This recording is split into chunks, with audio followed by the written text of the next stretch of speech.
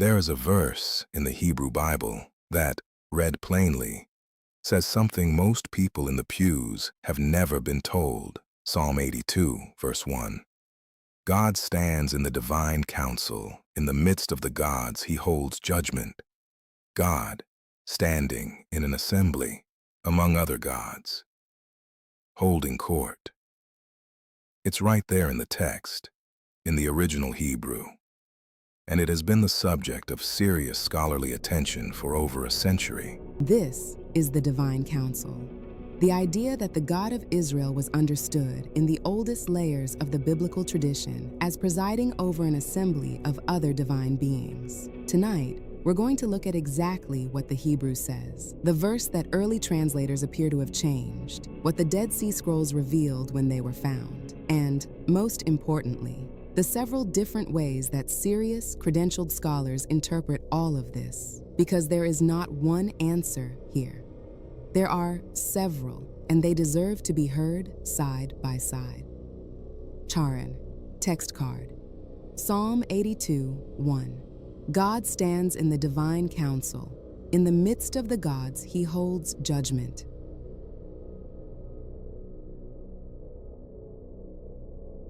Let's start with the central word, Elohim. It's the most common word for God in the Hebrew Bible. But here's what's rarely explained. Elohim is grammatically plural in form.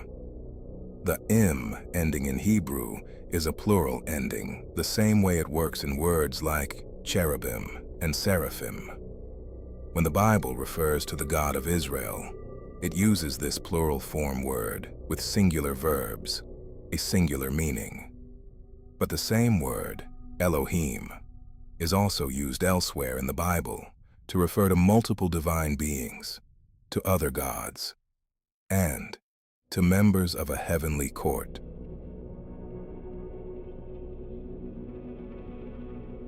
Chapter. Card. Elohim, a word that isn't always singular. So the same word does double duty, and context determines meaning. And in Psalm 82, the context is striking. The verse uses Elohim twice. The first time it refers to the God of Israel, singular, the one presiding. The second time, in the midst of the Elohim, it refers to the assembly he presides over, one God standing in the midst of the gods. The Hebrew itself draws the distinction between the presiding God and the divine beings gathered before him. And the psalm continues in a way that makes the courtroom imagery unmistakable. God rebukes these beings. He accuses them of judging unjustly, of showing partiality to the wicked, of failing to defend the weak and the orphan. And then, in verse 6 and 7, he delivers a sentence. I said, you are gods, sons of the Most High, all of you. Nevertheless, you shall die like men and fall like any prince. These divine beings are being judged, condemned, and sentenced to mortality by the God who stands among them.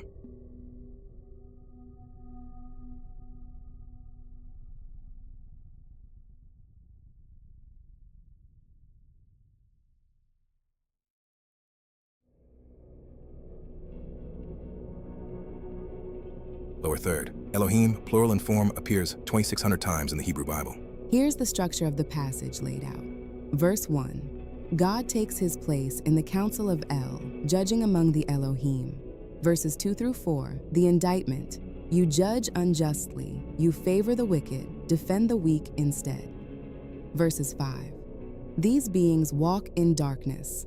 The foundations of the earth are shaken. Verses 6 and 7. The sentence, you are gods, sons of the Most High, but you will die like men. Verse 8. A closing plea for God himself to arise and judge the earth. It is a complete courtroom scene from convening to verdict.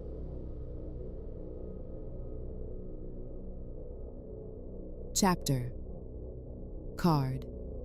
Deuteronomy 32 and 8, the verse that got changed.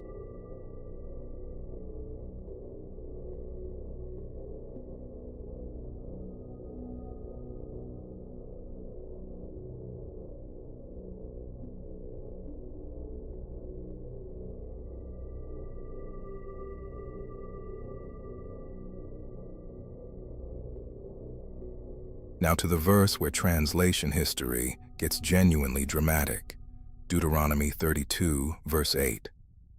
It describes God dividing up the nations of the earth and assigning them. The question is, assigning them according to the number of what? And here, the manuscripts disagree with each other in a way that matters enormously. 3 readings exist. The traditional Hebrew Masoretic text says the nations were divided according to the number of the sons of Israel. But the older Greek Septuagint translation says, according to the number of the angels of God, or in some manuscripts, sons of God.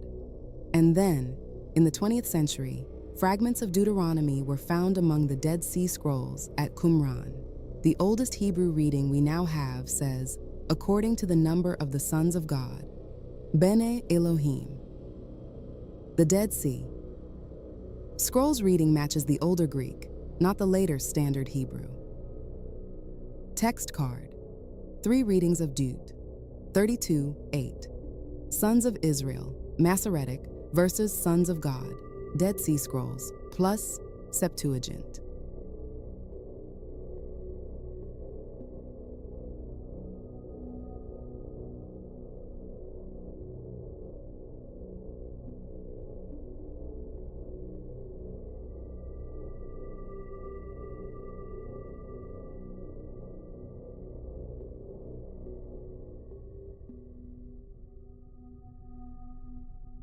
Let's be precise about what this implies, and let's be honest that it's debated. Many text-critical scholars argue that Sons of God is the older, original reading, and that it was later changed to Sons of Israel, possibly because the original wording, which seemed to assign each nation to a divine being, became theologically uncomfortable as strict monotheism developed. On this reading, Deuteronomy 32:8 originally described the Most High dividing the nations among the members of the divine council, each God given a people. That is the divine council worldview, embedded in the Torah itself. But, and this matters, not every scholar agrees that the change ran in that direction, or that the theological implications are as dramatic as the most striking reading suggests. Some argue the variance can be explained by scribal factors. Some read Sons of God as simply meaning angels in a way fully compatible with later monotheism. We are flagging the strongest version of the argument because it's important and undertaught. But we are not telling you it is the only defensible reading. The manuscripts genuinely differ, and reasonable scholars weigh them differently. Chapter Card. The Council Across the Ancient Near East. To understand why scholars take the divine council reading seriously, you have to step outside the Bible. In 1928, at a site called Ugarit on the coast of modern Syria, archaeologists uncovered a library of texts from a Canaanite civilization that flourished before and during the time of early Israel. These texts describe a divine assembly remarkably similar to what we see in the Hebrew Bible, a high god named El presiding over a council of divine beings, his sons, who govern the cosmos. The vocabulary, the imagery, the structure, parallel.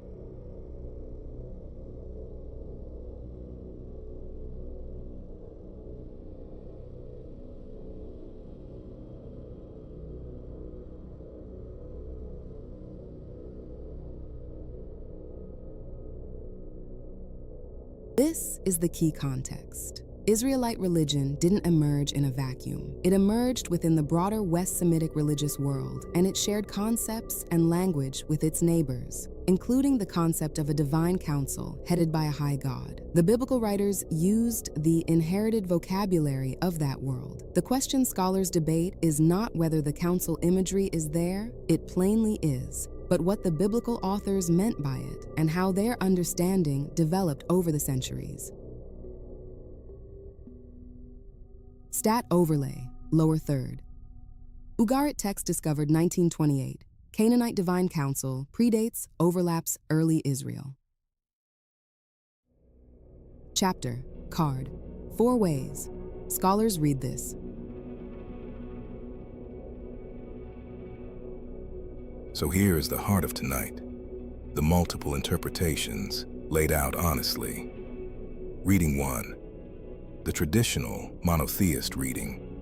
The gods of Psalm 82 are not real rival deities, but either angels or human judges and rulers being addressed figuratively, judged by the one true God.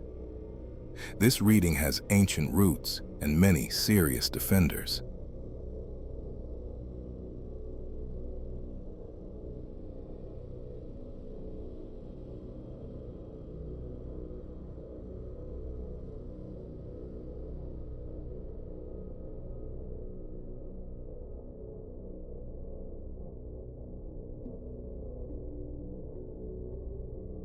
Reading 2, the developmental reading, common in mainstream critical scholarship. Israelite religion evolved over time, from an earlier stage where Yahweh was understood as the chief God presiding over a real divine council, toward the strict monotheism of the later texts, in which other gods are demoted to angels or denied real existence altogether.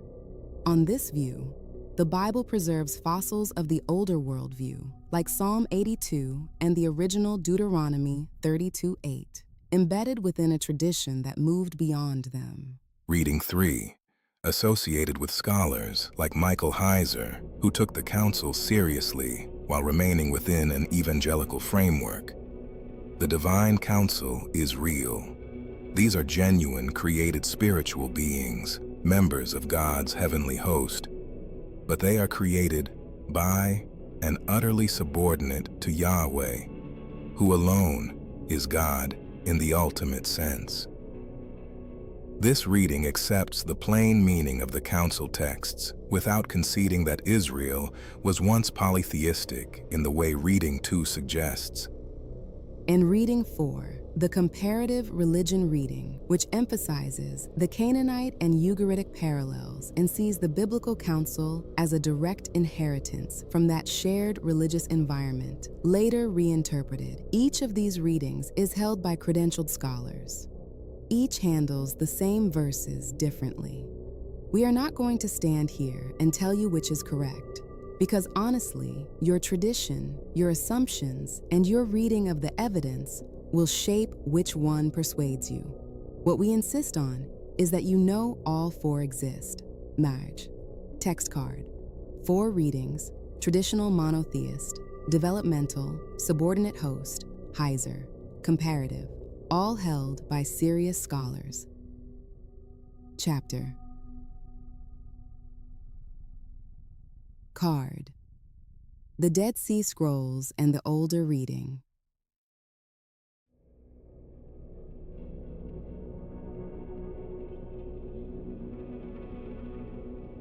Let's return to the Dead Sea Scrolls, because they're the reason this conversation sharpened in the 20th century.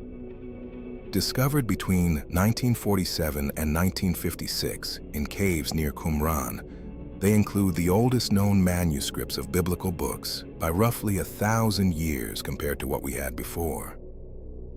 For Deuteronomy 32:8, a fragment supports the sons of God, reading over the later sons of Israel. This is physical, datable manuscript evidence, not speculation, that an older reading existed and was later altered in the standard Hebrew tradition. This is why modern translations are split. The English Standard Version and the Net Bible render Deuteronomy 32:8 as sons of God, following the older evidence. The King James and many traditional translations keep sons of Israel, following the Masoretic text. If you've only ever read one translation, you have only ever seen one side of a genuine scholarly disagreement that's printed right there in the footnotes. If you look. The Net Bible's translator notes on this verse are some of the most honest in print, and we'd point you straight to them. Stat overlay, lower third, Dead Sea Scrolls, oldest biblical manuscripts, 1,000 years older than prior copies. Chapter: Card. How monotheism took its final shape.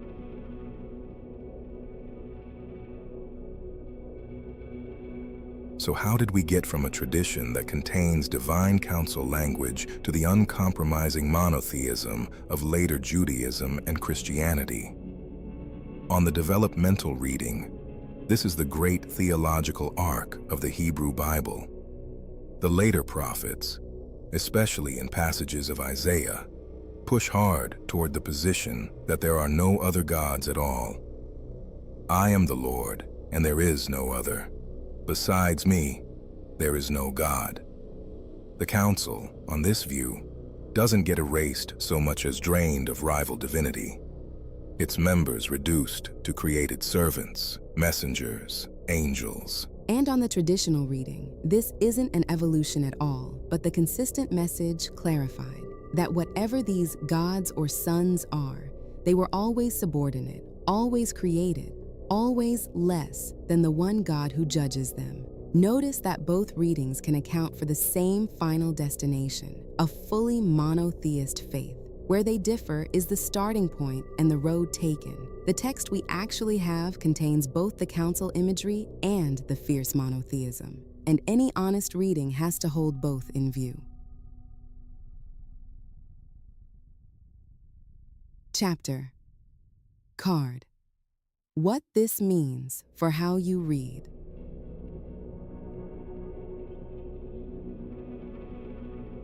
So what do we do with all this? First, and we cannot say this strongly enough, this is not a gotcha against faith. Many of the scholars who take the divine counsel most seriously are themselves religious believers. The point is not to undermine Scripture. The point is that the actual text is richer, older, and stranger than the flattened version most people are handed, and that wrestling with it honestly is itself an ancient and devout activity. Second, the existence of multiple serious readings is not a weakness to be embarrassed about. It is the normal condition of engaging with an ancient, layered text across thousands of years of transmission. Anyone who tells you there is only one obvious meaning of Psalm 82, in any direction, is selling you certainty the text itself does not provide. The honest posture is to know the readings, weigh the evidence, and hold your conclusion with humility. The verse is right there. Psalm 82, verse 1. God, standing in the divine council in the midst of the gods. Deuteronomy 32, with its three competing manuscript readings, the Ugaritic parallels, the Dead Sea Scrolls, and four serious ways of making sense of all of it. We've laid them side by side because that's what you deserve. Not one answer handed down, but the real shape of the question. Go read the primary texts, compare the translations, read the footnotes most people skip, and tell us, in the comments, which reading you find most convincing, and why. This is the Promethean depths. We don't tell you what to think. We show you what's actually there, and we trust you to do the work.